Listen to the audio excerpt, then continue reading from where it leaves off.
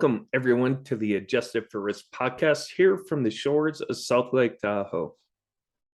So, equities have experienced a solid rally really since October 12th, which makes you wonder, is this just another bear market rally similar to the one that we experienced earlier this summer, or did we hit bottom?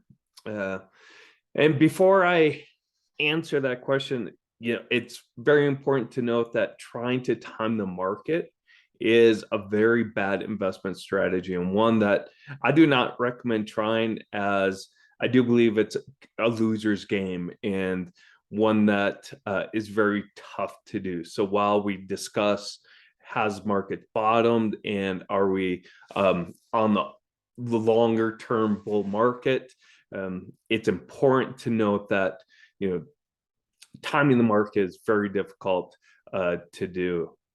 So moving along, to answer this question really depends on the Federal Reserve.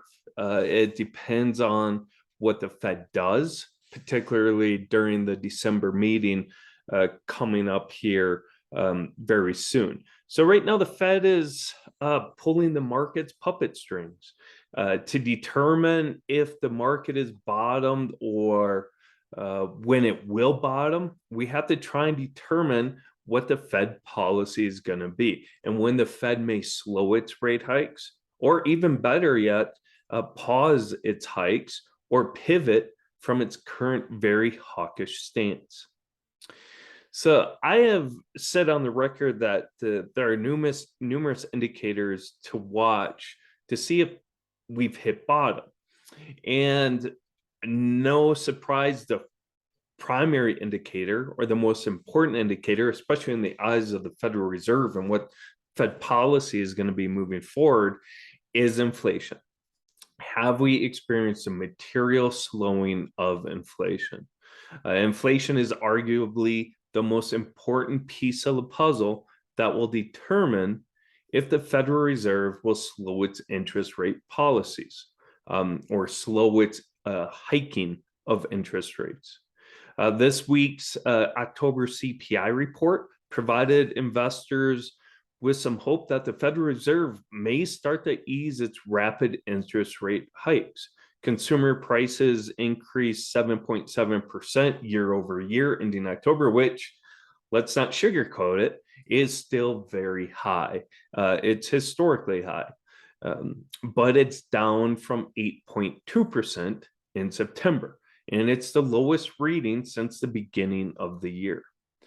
Furthermore, core CPI, which removes the volatile energy and food components of the CPI, rose 6.3%, which is down from 6.6% during the prior month. So the cooler than expected inflation reading gives the Fed some flexibility if it determines now is a time to downshift and increase rates maybe by only 50 basis points, or even better yet, only 25 basis points rather than 75 basis points in December.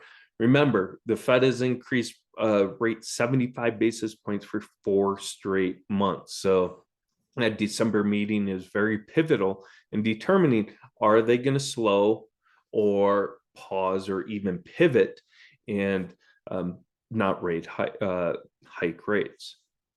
So while this cooler than expected reading is very promising and shows that inflation has likely peaked, we must remind ourselves that this is just one reading.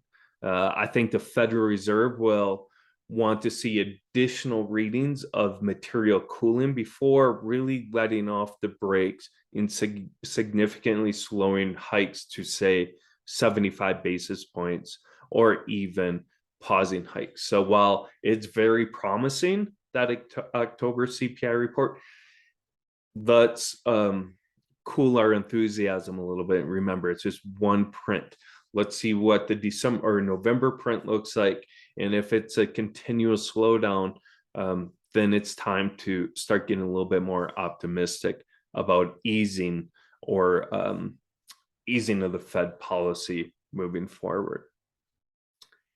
The second item is the labor market. So, Federal Reserve Chairman Jerome Powell's mentioned this before. The labor market is not in balance.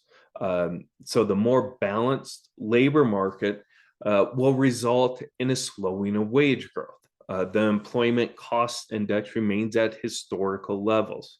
So if we get a labor market that's more in balance, which means more people going into the labor force, a higher participation rate. And we've seen that the past couple of months. Participation rate has increased, which has resulted in a higher unemployment rate. The more that comes into balance, the lower wage growth or the slower wage growth will happen, and that will ease inflation.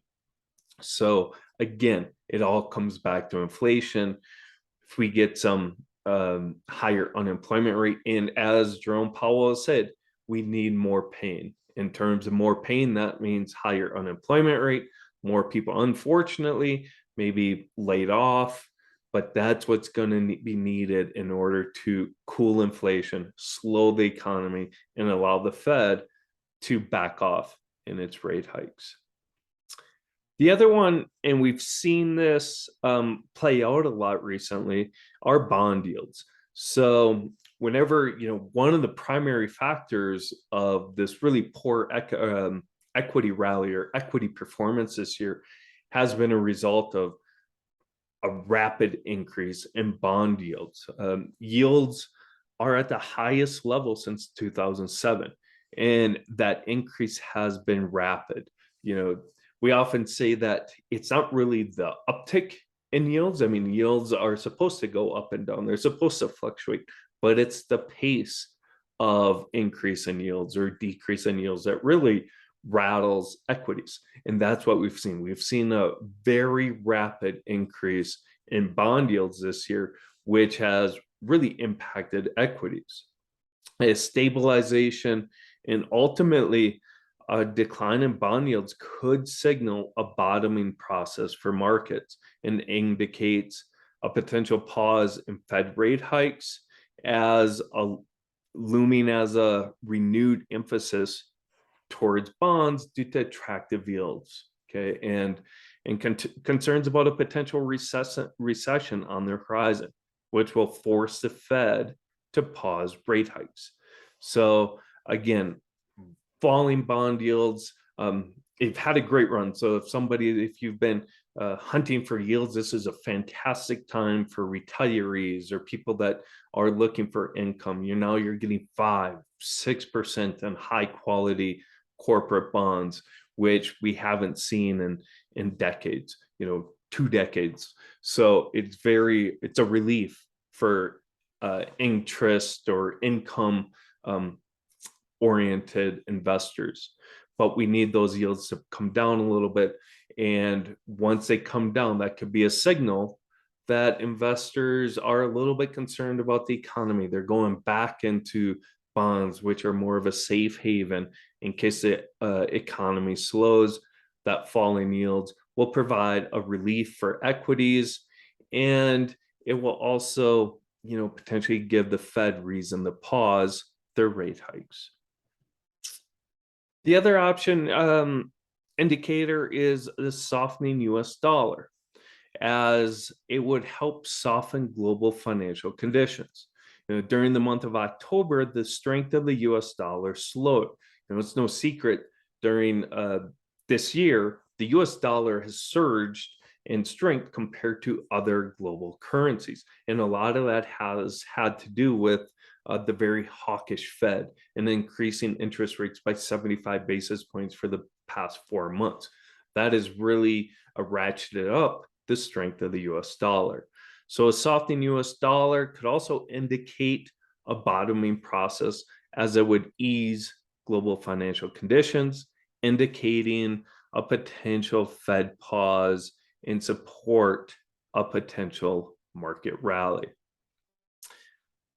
And the final piece of that puzzle is upward revisions to 2023 earnings. Recently, Goldman Sachs cut their earnings forecasts in large part due to shrinking margins for 2023.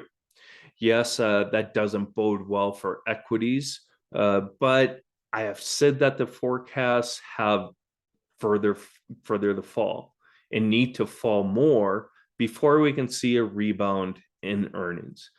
So this downward revision is warranted. We need these downward revisions. I don't think earnings have been ratcheted down enough, in large part due to higher expenses, due to input costs or higher wages.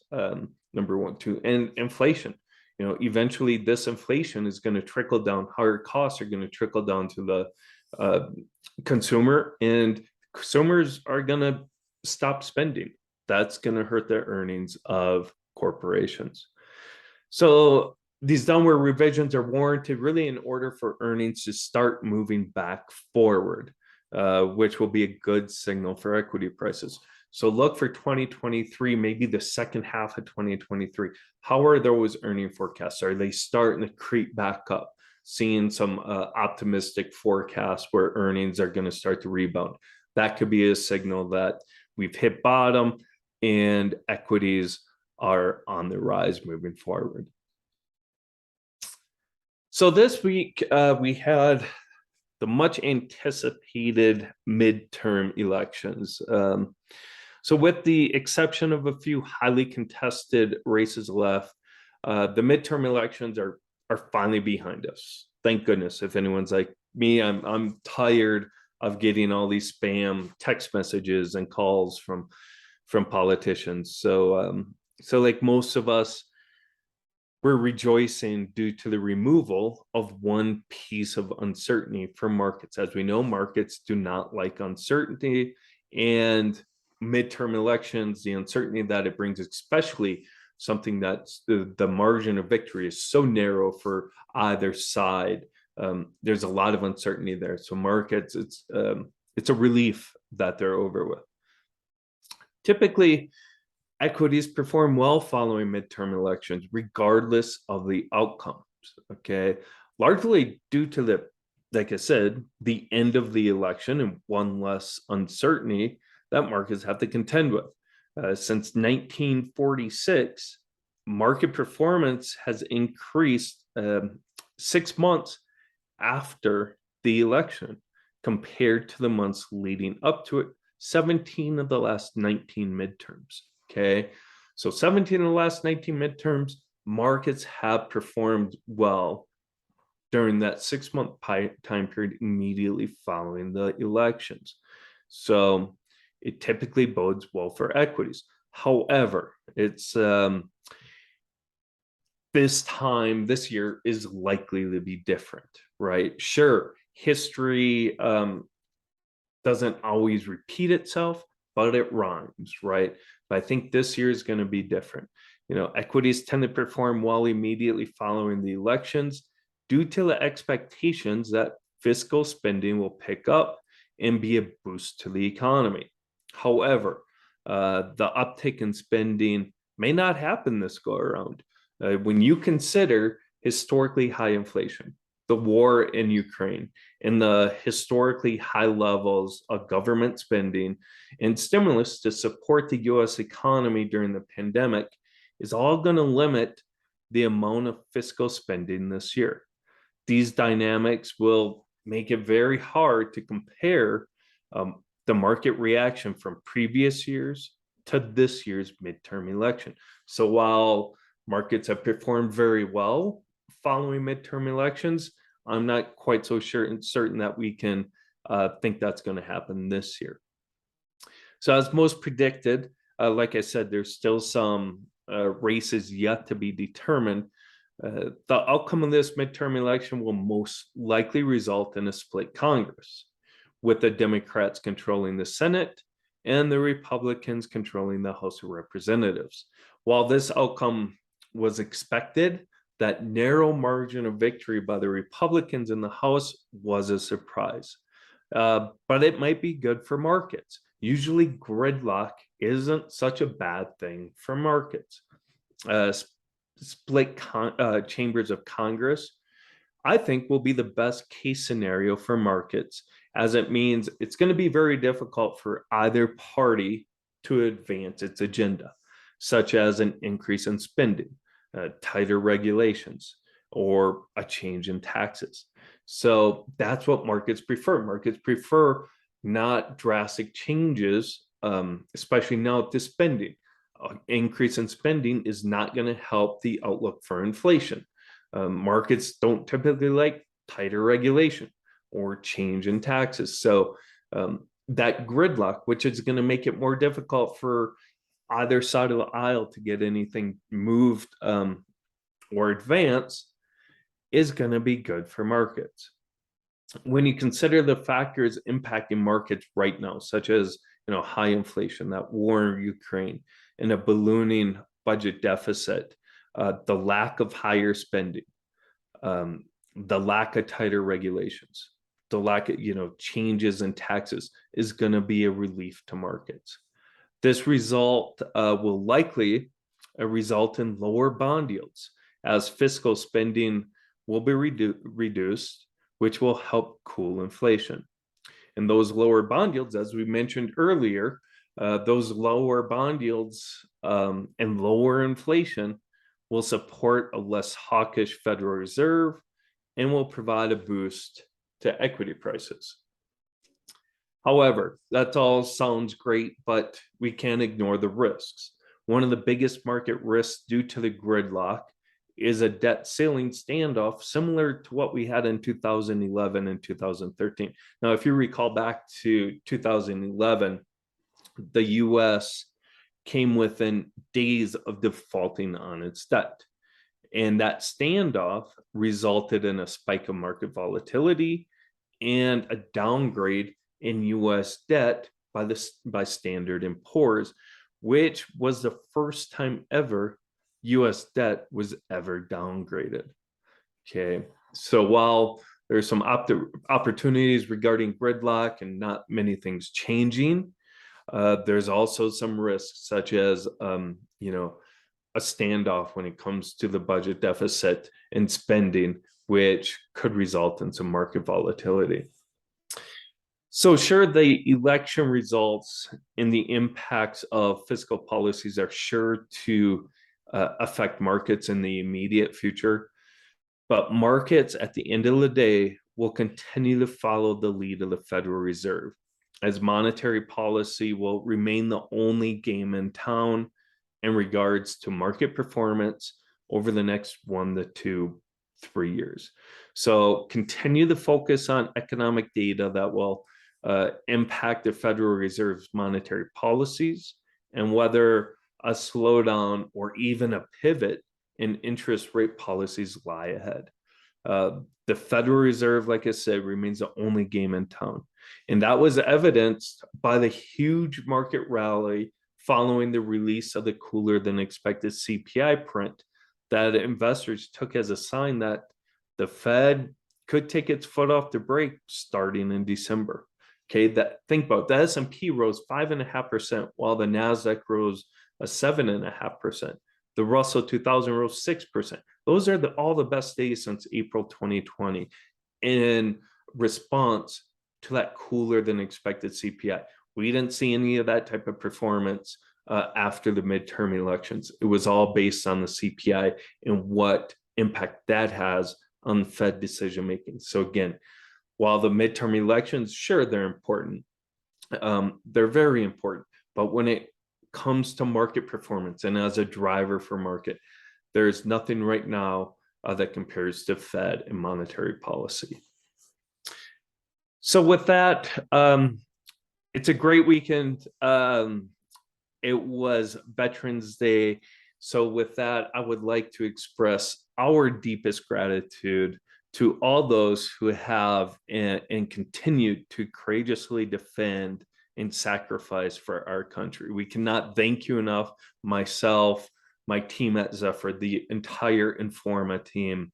Thank you to all of our veterans. Thank you to past and present veterans. We have the greatest gratitude to all of you. So I hope you all enjoy your Veterans Day, enjoy the weekend, and let's hope this market rally continues, and it's more than just a bull market or a bear market rally and the beginning of a bull market. So with that, remember, you can always find more content at a wealth of insight from 6,237 feet. And you can also view past podcasts at our YouTube channel at Adjusted for Risk Podcast and at our YouTube channel. And you can also find it on Apple Radio as well as Spotify. So with that, thank you very much. Have a great rest of your day.